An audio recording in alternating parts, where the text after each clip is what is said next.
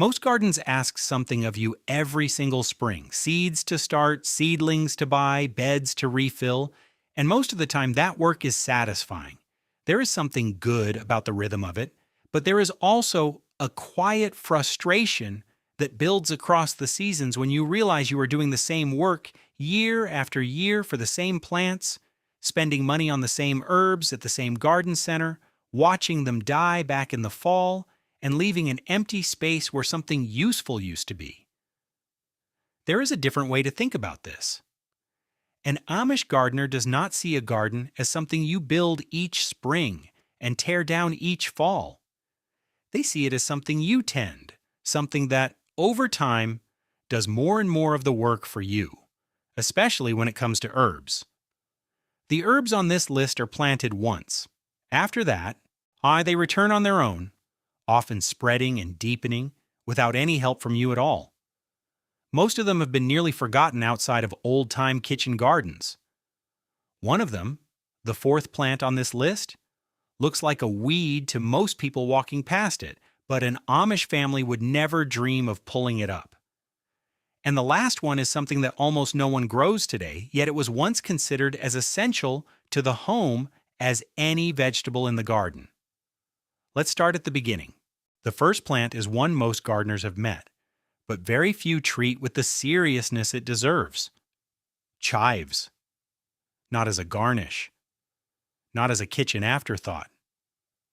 An Amish gardener treats chives as a permanent resident, something that earns its place in the ground every single year without being asked. Chives are among the most reliably perennial plants you can put in the soil. Once established, a clump will push up in spring before almost anything else is ready.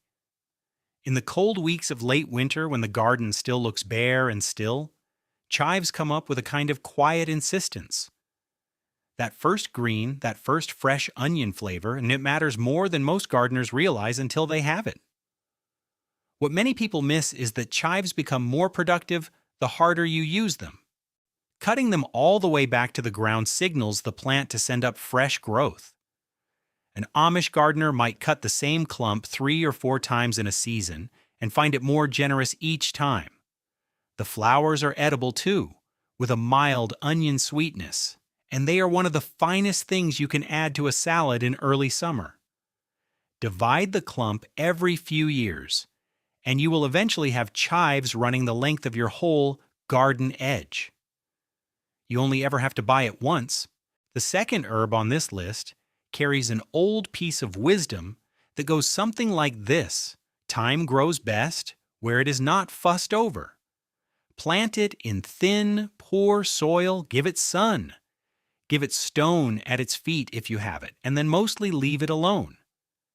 It will reward you more than almost anything you could have done instead. Thyme is one of those plants that seems almost too simple to take seriously, but an Amish family growing food through long winters and short summers cannot afford to overlook a plant that returns without fail each spring, spreads slowly into the spaces you allow it, holds its flavor through drying better than most other herbs, and can be harvested across 3 or even 4 seasons in most climates. The detail that surprises most gardeners: thyme does not die back completely in winter. If you walk out to an established thyme plant in January and brush the frost off its leaves, you will often find green growth waiting underneath, ready to be snipped and used. That kind of reliability changes how you think about what a winter garden can provide. Plant thyme at the edge of a path or a bed. Let it creep. Give it gravel. It will live for many years and ask very little in return. The herb that thrives on neglect is often the one you end up trusting most. Coming in at number 3 is a plant that most people walking through a garden in June would simply not recognize. Lovage looks almost like a giant celery plant, tall, full, architectural, and that is exactly the clue to what it does. Every part of lovage tastes like celery: the leaves, the stems, the seeds.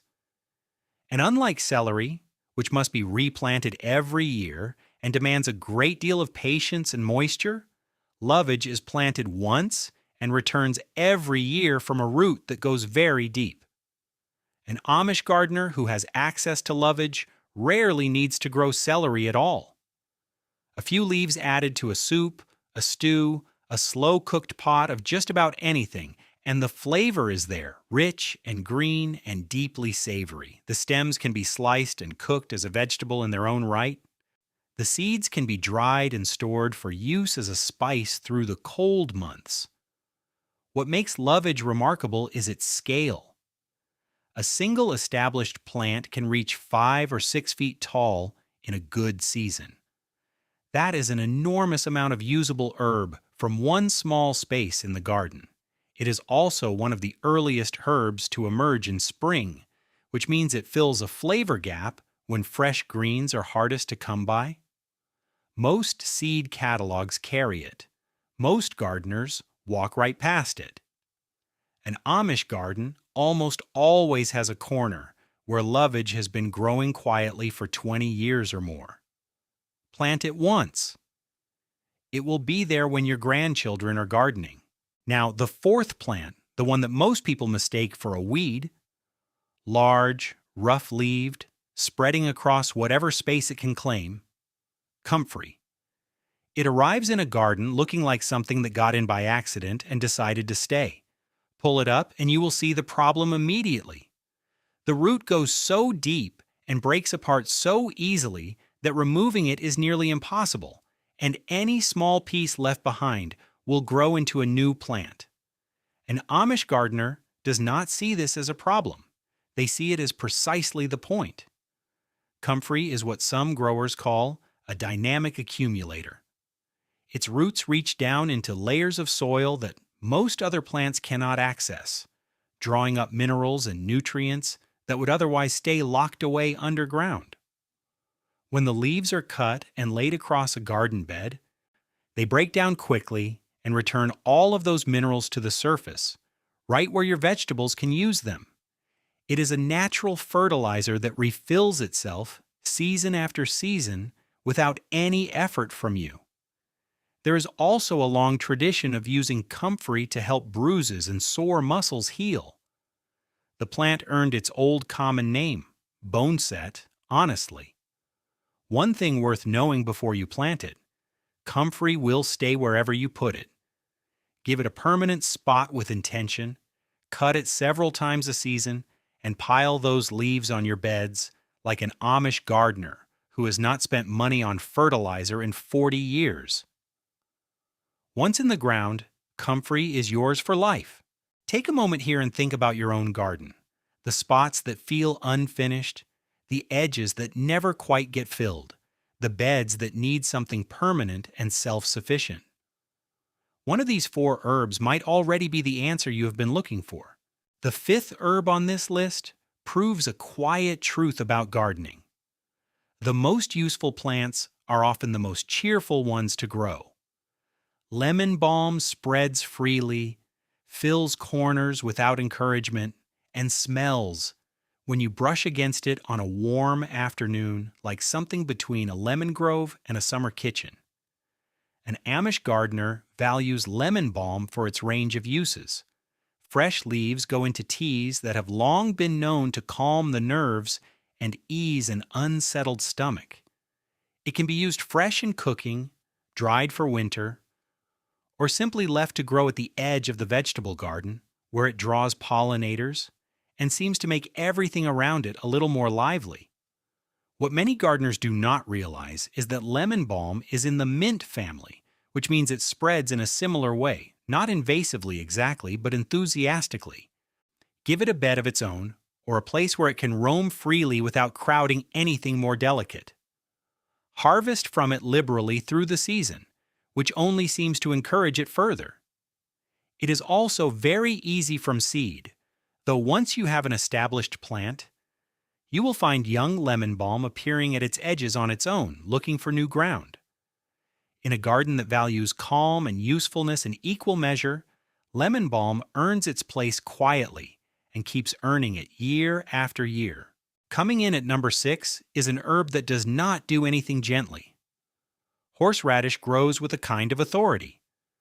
Plant a single piece of root, even a very small piece, in a sunny corner of the garden, and what comes back the following spring will be larger and more established than what you started with. The year after that, larger still. It does not need attention. It does not need feeding. It pushes its thick, deep roots into the ground and holds.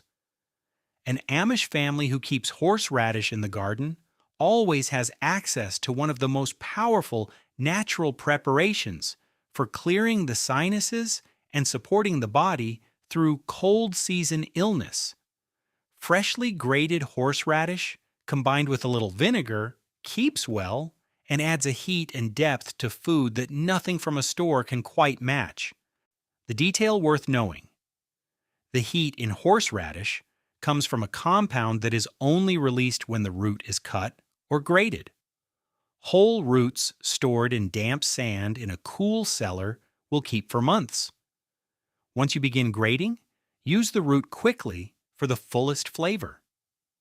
Give horseradish its own corner of the garden, away from more delicate plants, and it will stay there reliably, not wandering, not fading. Every year when you dig around the edge of the clump, there will always be more root than you need, which means there is always more to share. Here is a simple thing you can do this week before anything else. Walk your garden and find one neglected edge, a fence line, a path border, a corner that has never quite been given over to anything useful. That is the place for one of these perennial herbs. An Amish gardener does not leave edges empty. Edges are where permanent, productive plants belong, the ones that anchor the garden and come back without asking.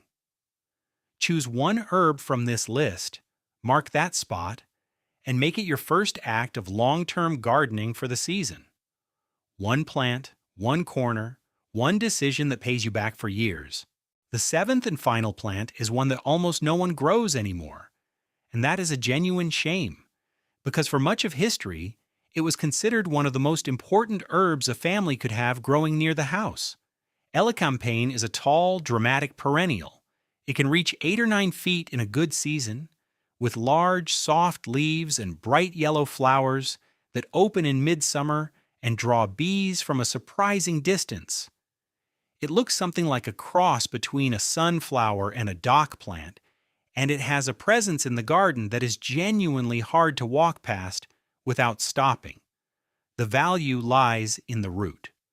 Dried and prepared elecampane root carries a long tradition of use for supporting the lungs and easing a deep, persistent cough, something that mattered greatly to families who spent long winters close together indoors and needed their home remedies to be reliable. It was a staple of the household medicine cabinet in ways that have largely slipped out of memory. As a garden plant, elecampane is nearly completely self-sufficient.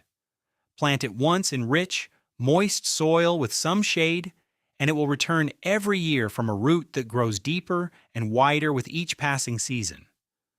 The seeds spread freely too, so after a few years you may find young elecampane plants appearing at the garden's edges on their own, as if the garden is propagating its own medicine. It is large, useful, beautiful, and old. It carries the kind of history that makes you want to understand it better. A plant that heals quietly is worth more than one that only impresses. A garden built around perennial herbs does not announce itself in one grand season. It shows up quietly year after year, a little fuller and a little more useful than the year before. That is the kind of garden an Amish family thinks in. Not what will be ready this summer, but what will still be here in 10 years. Giving, without needing to be asked again. Most of gardening is small decisions. A root divided and shared with a neighbor. A bare corner given over to something permanent. An edge that finally gets planted with something that will outlast the season. These quiet choices compound. If you plant one thing this year that comes back next year without your help, the garden slowly begins to work alongside you instead of waiting for you. There is no single season where that shift happens all at once. It builds. are the way all good things in the garden build, one decision at a time over many years, until one spring morning you walk outside and realize the garden is already ahead of you. If you are planning to try one of these 7 herbs this season, I would really love to know which one in the comments below. Sometimes the most useful thing we can share is simply what we are getting started with next.